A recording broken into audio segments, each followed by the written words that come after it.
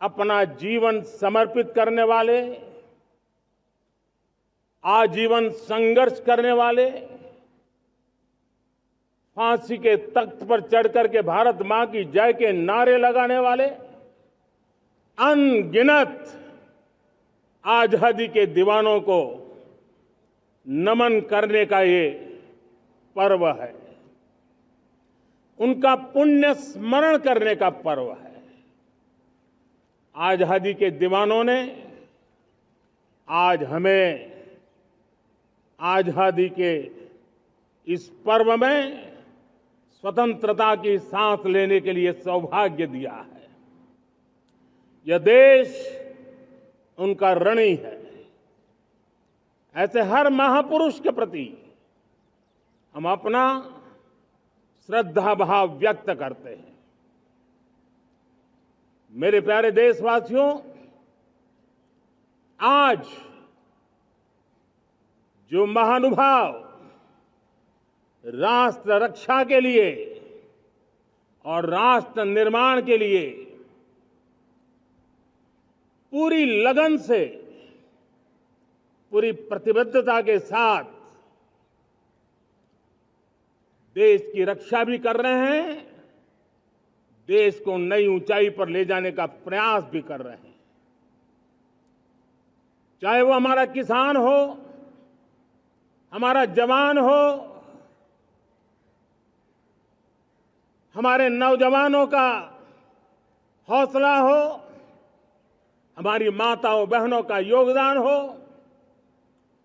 दलित हो, पीड़ित हो, शोषित हो, वंचित हो, अभावों के बीच भी स्वतंत्रता के प्रति उसकी निष्ठा, लोकतंत्र के प्रति उसकी श्रद्धा, ये पूरे विश्व के लिए एक प्रेरक घटना है। मैं आज ऐसे सभी को आदरपूर्वक नमन करता हूं। प्यारे देशवासियों, इस वर्ष और पिछले कुछ वर्षों से प्राकृतिक आपदा के कारण हम सबकी चिंता बढ़ती चली जा रही है। प्राकृतिक आपदा में अनेक लोगों ने अपने परिवारजन खोए हैं, संपत्ति खोई है, राष्ट्र ने भी पारावार नुकसान भोगा है। मैं आज उन सब के प्रति अपनी संवेदना व्यक्त करता हूं और मैं उन्हें विश्वास दिलाता हूं कि यह देश इस संकट की घड़ी में उन सब के साथ खड़ा है। मेरे प्यारे देशवासियों, हम जरा आजादी के पहले के वो दिन याद करें। सैकड़ों साल की गुलामी, हर कालखंड संघर्ष का रहा। युवा हो, बुजुर्ग हो, किसान हो, महिला हो, आदिवासी हो, उन्होंने गुलामी के खिलाफ जंग लड़ते रहे, अविरत जंग लड़ते रहे। इतिहास गवाह है कि 1857 के स्वातंत्र संग्राम जिसको हम याद करते हैं, उसके पूर्व भी हमारे देश के कई आदिवासी क्षेत्र थे जहां आजादी का जंग लड़ा जाता था। साथियों, गुलामी का इतना लंबा कालखंड,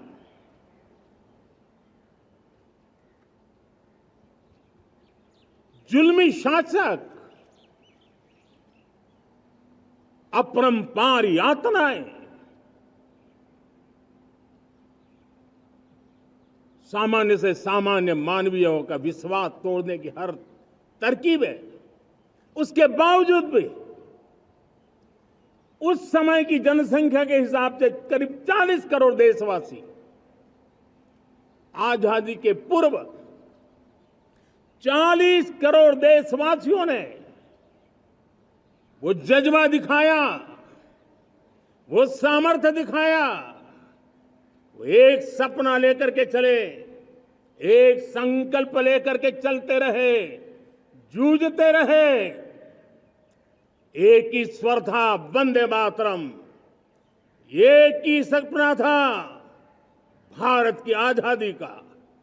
40 करोड़ देशवासियों ने, और हमें गर्व है कि हमारी रगों में उन्हीं का खून है। वो हमारे पूर्वज थे। सिर्फ 40